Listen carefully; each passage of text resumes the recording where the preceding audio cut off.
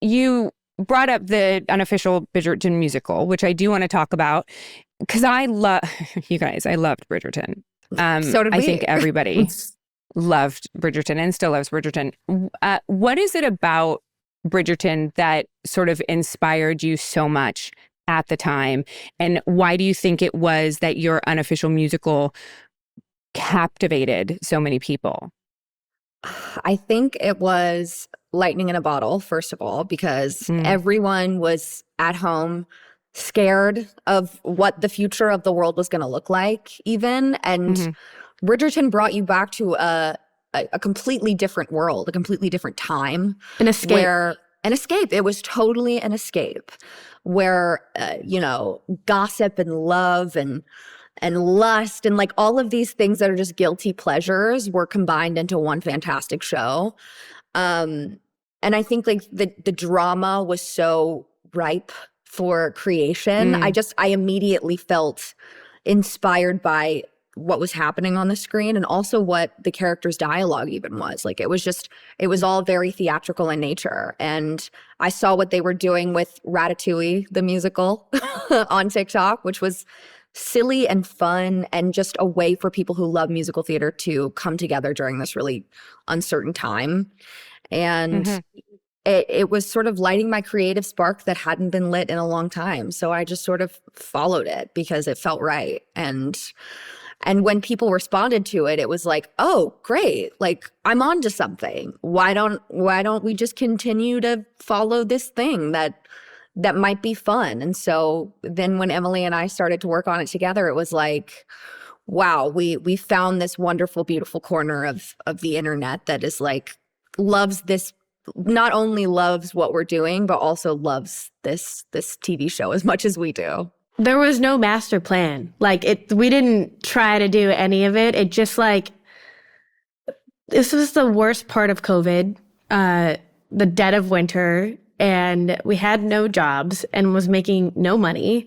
And it was like the first time in over a year that we just felt excited to wake up and create. And so we just kept going because why not? And like, we were having so much fun and had literally, if you would have asked me when we started it, like, oh yeah, you're going to win a Grammy from it and then everything else is going to happen. I'm like, shut up. Like, just no, like go away. There's just no way. So it was a pure lightning in a bottle situation. Yeah, well, and I think that's the thing that you sort of nail on the head. You can't, as hard as you try to recreate lightning in a bottle or figure out how to put it in a bottle, it's never going to work. It's never going to work. Yeah. If you tried to recreate it again right now, it would never work. You might not be able to. No. Yeah. Everything had to be perfectly aligned for it to turn into what it did. And you both had to have that passionate drive to also have it see the light of day as well, you know? I mean, again, we weren't expecting anything. It just felt like a nice way to commemorate like a really interesting chapter in our lives. And we put a bow on it and it flew away. And that's it. Yeah. Awesome. What is because you both have worked for Netflix since, right? I have. Emily has scored a movie with them. I've actually just scored a second. I just scored a second one with them. That's coincidentally, I just found this out, coming out on the same day as Moana. But not in theater, so it's fine. Okay, good. Okay. But yeah, okay. No, so I love Netflix. I'm literally, right before we got on the Zoom, I was trying to go through the soundtrack list for the album that we're going to have to put out. Abigail, you talked a little bit about like the experience of Moana, sort of emulating and matching sort of how you guys felt in your life at the time. Do you have the ability to look back at your experience with the Unofficial Bridgerton Musical with clear eyes? And do you look differently at it now than you did at the time? Yes, definitely. It was very overwhelming at the time because, like Emily said, we didn't plan it. It wasn't this grandmaster, thing that was, all orchestrated. It was like kismet and magical, and it felt like I was walking through a dream at a certain point, and then but that felt almost like I had some imposter syndrome just sort of lurking of like, oh, I don't deserve this. This is the world's now, you know. And now that I've, you know, had the chance to step away from it and see it for what it was a wonderful, you know, a wonderful awakening of my inner artist and spirit, because I feel like, you know, for a very long time, my self-worth was tied to numbers and likes on a screen.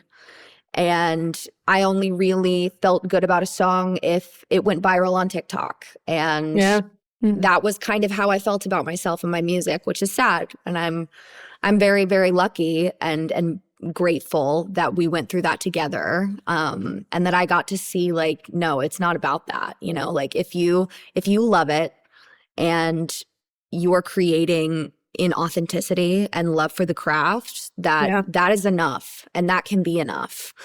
And so I look back with, you know, really kind eyes, and I smile because it happened, and I don't cry because it's over. What changed about you and your experience where you acknowledge now that it isn't about likes? So many young women, young people just in general, adults, like, you know, not that you're both not adults. I don't mean to imply that, but you know what I mean? Like, there are so many young people and that are struggling with social media presence and having that be their identity. Like, what shifted in you to change that?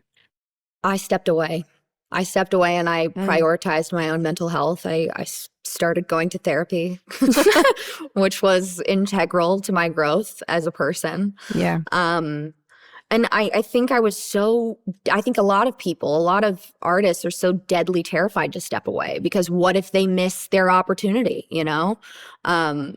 But I subscribe to the idea that if it's a good song, it will have a life, regardless of whether it is a huge viral success and people are dancing to it online or not. I think music, you know, is the one thing that like can kind of last forever. And so if you release something that you believe in, that can be enough to fulfill you. And you have to kind of step away to learn that. So that was the biggest thing for me, was just learning how to distance myself from that.